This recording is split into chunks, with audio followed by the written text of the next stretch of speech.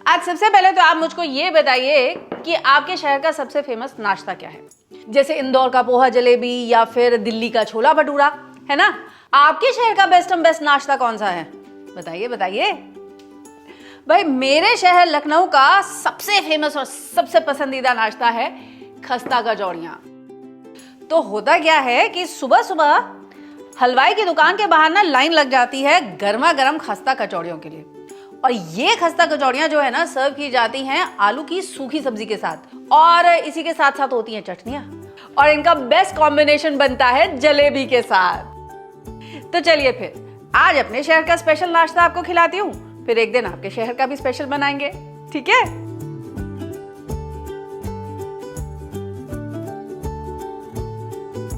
तो यहाँ की जो कचौड़ियां है ना, इनको हम कहते हैं खस्ता कचौड़ियां, क्योंकि इनका टेक्सचर जो होता है ना काफी क्रिस्प होता है।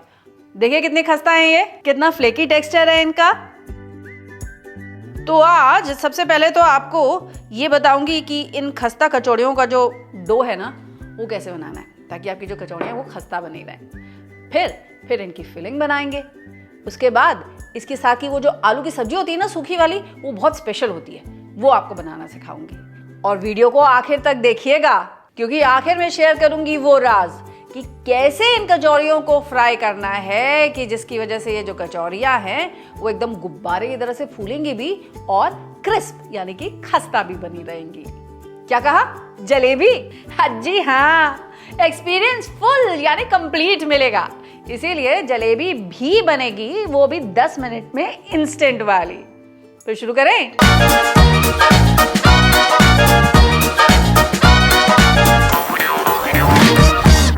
तो जैसे मैंने आपसे कहा था, सबसे पहला काम तो हम ये करेंगे कि हम अपनी कचौड़ियों के लिए डो लगा करके रखेंगे, क्योंकि इस डो को रेस्ट करना जरूरी है। इसके लिए मैंने ले लिया है यहाँ पर 2 कप मैदा। अब इस मैदा में पहले मैं ऐड करूंगी आधा छोटा चम्मच नमक, इसी के साथ साथ आधा छोटा चम्मच अजवाइन अपने हाथों से रगड़ करके। ऐसे रगड़ करके अजवाइन डालने से ना ये और फ्रेग्रेंट हो जाती है। अब लगाया जाएगा इसमें मोयन। तो क्वेश्चन, मोयन किस चीज का लगाया जाए? क्या हम रिफाइंड ऑयल का मोयन लगा सकते हैं? नहीं जी नहीं, बिल्कुल भी नहीं। मोयन लगाने के लिए हमें चाहिए होगा घी, और अगर आप घी का इस्तेमाल ना करना चाहें तो आप वनस्पति घी का भी इस्तेमाल कर सकते हैं। किस रेशियो में लेना है हमको ये? जितना मेरे पास मैदा है उसका 1/4, यानी कि अगर 2 कप मैंने लिया है यहाँ पर मैदा, तो इसके साथ लूंगी मैं आधा कप घी। और घी को अगर थोड़ा पिघला लूंगी ना तो मेरा काम और आसान हो जाएगा। तो घी का पिघला होना इसलिए जरूरी होता है क्योंकि इसकी वजह से ये जो मोयन है ना ये आसानी से लग जाता है। पहले इसे अपने फिंगर टिप से हम रब कर लेंगे जब तक ये ब्रेड क्रम्स के जैसा नहीं हो जाता। तो अच्छे से इसको आप पहले मिक्स कर लीजिए। अब ये देखिए अच्छे से इसमें मोयन लग चुका है, और अगर इसे उठा के मैं अपने हाथों में इस तरह से बाइंड करूंगी ना तो एकदम लड्डू के जैसे बन जाएगा, टूटेगा नहीं। ठीक है, अब इसमें डाला जाएगा पानी और इसका एक सॉफ्ट सा डो बना लेंगे।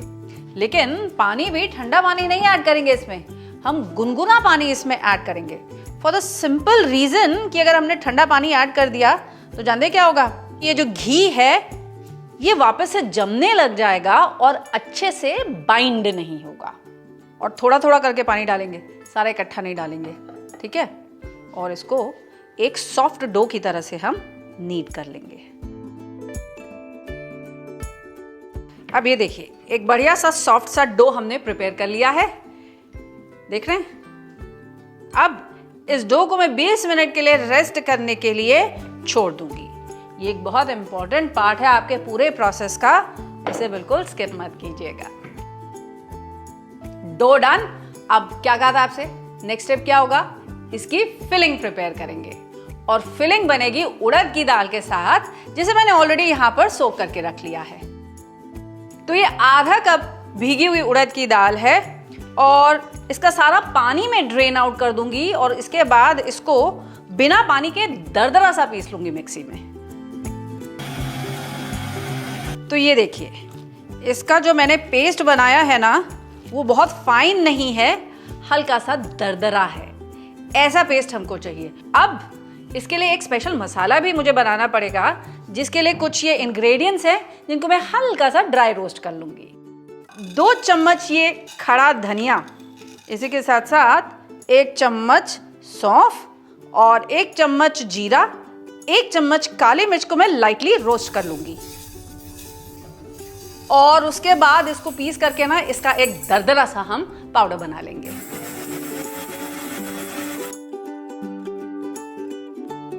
अब शुरू करते हैं अपनी कचौड़ियों की स्टफिंग बनाना। और उसके लिए पहले लेते हैं पैन, और पैन में लेंगे 1 टेबलस्पून ऑयल। तेल जब हो जाएगा थोड़ा गरम तो ऐड करेंगे इसमें 1/4 चम्मच हींग। इसके बाद ऐड कर देंगे इसमें ये सारी दाल की पीठी जो हमने बना करके रखी हुई है। अब इस दाल को हम अच्छे से भून लेंगे जब तक ये थोड़ी गोल्डन नहीं हो जाती है। चलाते रहिएगा इसे और बढ़िया से धीमी आंच पे भून लीजिएगा। तो जब तक मेरा दाल यहाँ पर भूनता है ना, मैं यहाँ पर ले रही हूँ 1 टेबलस्पून बारीक कटा हुआ अदरक, 1 टेबलस्पून बारीक कटी हुई हरी मिर्च, और इनको भी थोड़ा सा कूट लूंगी। अब ये देखिए ये जो दाल है कितनी गोल्डन होने लग गई है। अब इसमें पहले तो ऐड कर देंगे हम ये कुटी हुई अदरक और हरी मिर्च। अगर पहले इसको तेल में ऐड कर देते ना हम, तो जानते हैं क्या होता, ये अदरक और हरी मिर्च जो है ये जल जाती है ना, और फ्लेवर अच्छा नहीं आता। इसको भी थोड़ा भून लेंगे और तब ऐड करेंगे इसमें अपने सूखे मसाले। तो पहले तो ऐड करूंगी इसमें 2 चम्मच ये जो भुना मसाला मैंने बनाया है ना, ये भुना मसाला, आधा चम्मच गरम मसाला और आधा चम्मच लाल मिर्च का पाउडर भी। इसी के साथ ऐड करेंगे स्वाद के अनुसार नमक, और इसे भी भून लेंगे जब तक कि हमारा ये जो मिक्सचर है ना वो अच्छे से भून नहीं जाता, मसालों की आपको बढ़िया सी खुशबू नहीं आ जाती, और हमारा मिक्सचर थोड़ा और ड्राई आउट नहीं हो जाता। अब ये देखिए भूनते भूनते कैसे एक दानेदार सा मिक्सचर हमारे पास यहाँ पर रेडी हो गया है, और मसालों की और दाल की भी बढ़िया सी भूनने की खुशबू आ चुकी है। इसलिए अब गैस को कर देते हैं हम बंद, और अब इसमें ऐड करेंगे 2 और चीजें। एक तो है 1 टेबलस्पून अमचूर यानी खटाई पाउडर, इसी के साथ साथ 1/4 टीस्पून ये बेकिंग सोडा भी। अब इसे अच्छे से मिक्स कर लीजिए, और एक बार इसे टेस्ट जरूर कर लीजिएगा कि जितना चटपटा आपको ये चाहिए उतना चटपटा है कि नहीं है। नहीं हो तो इसको आप थोड़ा सा मिर्च और ऐड कर सकते हैं, गरम मसाला और ऐड कर सकते हैं, नमक जरूर एडजस्ट कर लीजिएगा। परफेक्ट। तो अब इसे निकाल देते हैं हम एक बोल में यहाँ पर ठंडा होने के लिए। और तब तक क्या करेंगे, अरे तब तक वो आलू की सब्जी, वो स्पेशल सूखी वाली आलू की सब्जी लखनऊ की जो खस्ता के साथ सर्व की जाती है, वो बनाते हैं। अब ये सब्जी बनेगी एक लोहे की कढ़ाई में। क्यों भाई, हमारे हलवाई इसी तरह से लोहे की कढ़ाई में बनाते हैं, इसलिए ताकि इसमें आए एग्जैक्टली वो हलवाई वाला स्वाद। और जानते हैं किसी रिफाइंड ऑयल के साथ नहीं, इस सब्जी को छौंकेंगे हम मस्टर्ड ऑयल के साथ। तो पहले ये 3 टेबलस्पून सरसों के तेल को हो जाने देंगे अच्छे से गरम, ताकि इसमें थोड़ा सा धुआं आ जाए। तो जब तक ये तेल गरम होता है मैं इन आलू को पीसेस में कट कर लेती हूँ। अच्छा, ये उबले हुए आलू हैं जिन्हें मैंने कंप्लीटली ठंडा कर लिया है। कभी भी गर्मा गर्म आलू के साथ हम ये आलू की सब्जी नहीं बनाएंगे। अब देखिए यहाँ पर ये तेल भी गर्म हो चुका है, इस पे धुआं आ चुका है, तो गैस को मैं कर दूंगी बंद। उसे थोड़ी देर के लिए पहले ठंडा हो जाने दूंगी। तेल थोड़ा सा ठंडा हो चुका है, ठीक है। अब फिर से गैस को करते हैं हम ऑन, और पहले तो ऐड करेंगे इसमें 1/4 चम्मच हींग, 1 छोटा चम्मच जीरा, आधा छोटा चम्मच बारीक कटी हुई अदरक, और इसी के साथ साथ 1 चम्मच बारीक कटी हुई हरी मिर्च भी। अदरक और हरी मिर्च भी जब हो जाएगा फ्रेग्रेंट, तब ऐड कर देंगे इसमें ये कटे हुए आलू।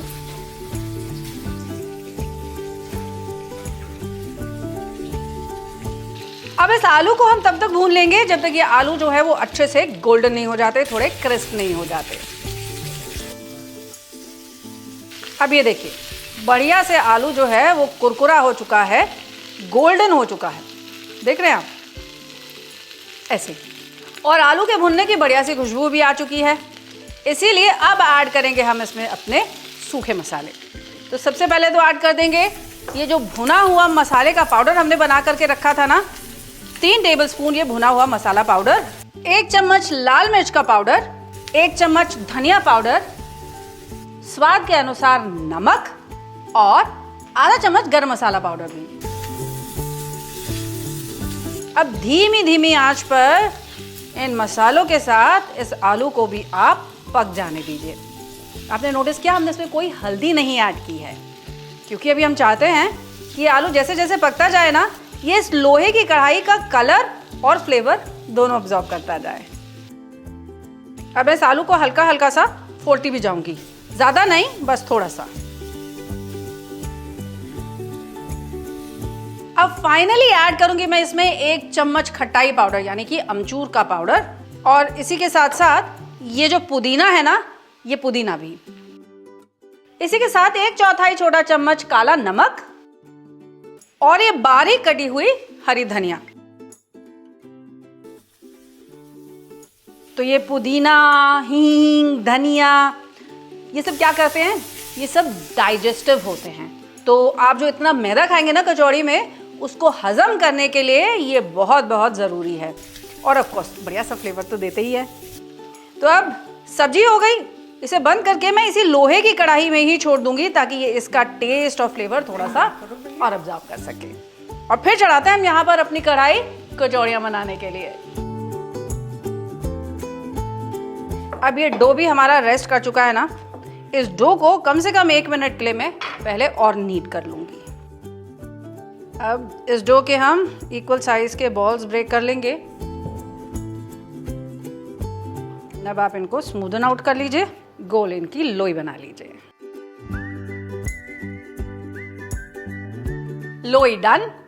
अब क्या करेंगे, पहले इन लोई को हल्का सा हम रोल आउट कर लेंगे। रोल आउट करने के बाद आप इसको एक हल्का सा कटोरी के जैसे ऐसे कर लीजिए। अब इसमें 1 टेबलस्पून फिलिंग को अच्छे से प्रेस कर दीजिए।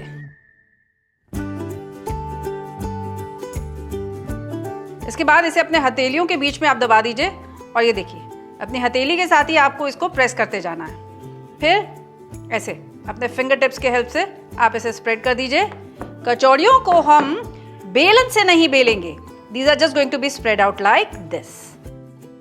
तो बेलन से इसे इसलिए नहीं बेला जाता है क्योंकि बेलन के प्रेशर की वजह से ना दाल जो है वो ऊपर की तरफ आ जाती है, ठीक है। और हमें चाहिए कि दाल इसके अंदर पूरी रहे और जो इसका जो कवर है वो एकदम क्रिस्प और खस्ता बने। तो चलिए ऐसे कुछ और कचौड़ियां भर ली जाएं।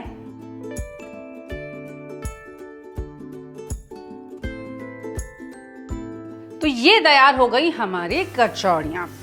तो तकरीबन 14 से 15 कचौड़ियां बन जाएंगी, जितना मेरे पास डो था ना उसमें। और हाँ, ये दाल आपके पास जरूर बच जाएगी।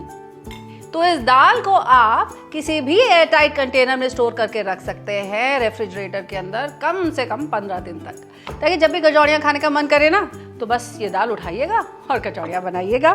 तो अब चढ़ाते हैं यहाँ पर अपनी कढ़ाई और कढ़ाई में लेते हैं तेल, और तेल को गरम आज नहीं होने देंगे क्योंकि इन कचौड़ियों को गरम तेल में नहीं गुनगुने तेल में सेका जाता है।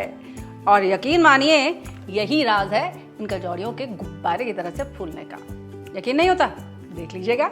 अब गुनगुने तेल में मैं ये कचौड़ियाँ फ्राई करने के लिए ऐड करूंगी, लेकिन ऐसे नहीं, इनको लूंगी मैं एक छन्नी पे और छन्नी के साथ पहले इसको धीरे धीरे ऑयल में हम डिप करेंगे ऊपर नीचे। ऐसा करने से ये हल्की हल्की से गर्म होनी शुरू हो जाएंगी।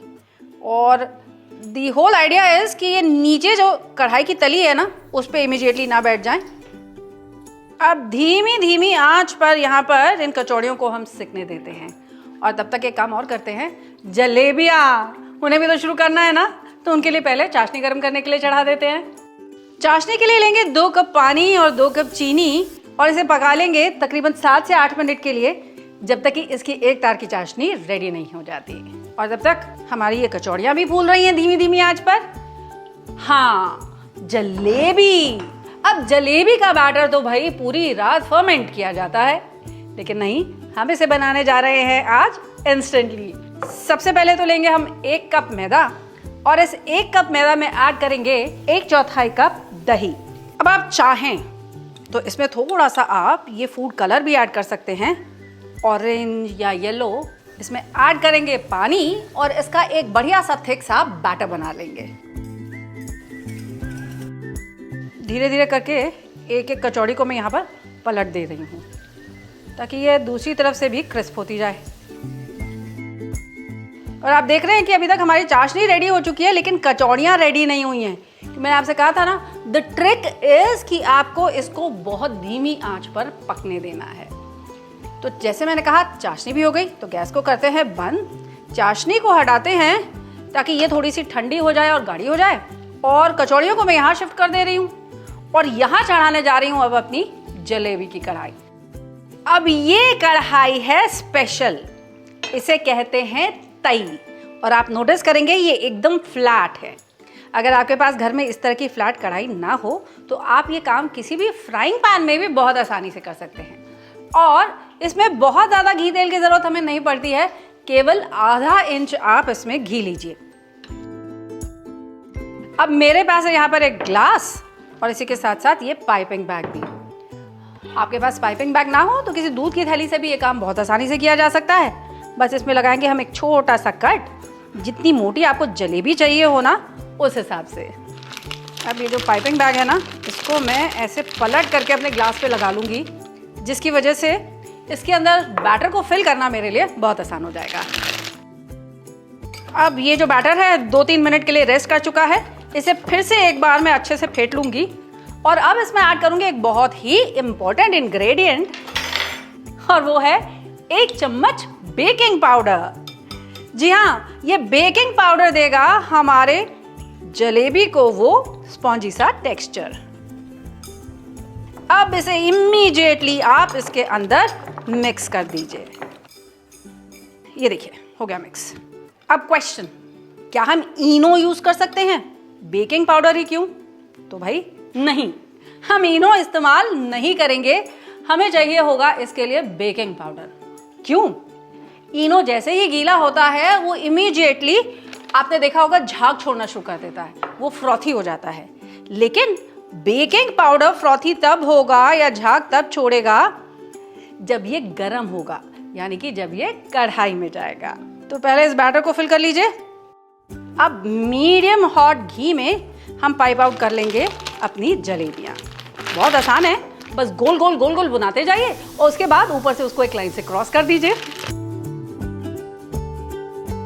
और जैसे ही एक तरफ से थोड़ी सी क्रिस्प हो जाएंगी ना, इनको हम पलट देंगे ताकि ये दूसरी तरफ से भी अच्छे से क्रिस्प हो जाएं। और ये कैसे पता चलेगा?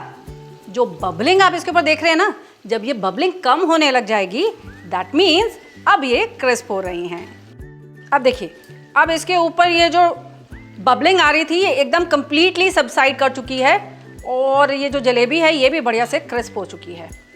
और मेरी जो चाशनी थी ना, ये भी अब ल्यूकवार्म हो गई है, गुनगुनी। बहुत गर्म चाशनी में अगर आपने अपनी जलेबी निकाल दी ना, तो जानते क्या होगा? आपकी जो जलेबियां हैं वो एकदम सॉगी हो जाएंगी। इसीलिए एक चीज़ गरम और एक चीज़ थोड़ी कम गरम। तो ये जलेबियों को भी थोड़ा रस सोख कर लेने देते हैं। और मेरी कचौड़ियाँ भी यहाँ पर हो चुकी हैं, इन कचौड़ियों को भी निकाल लेते हैं।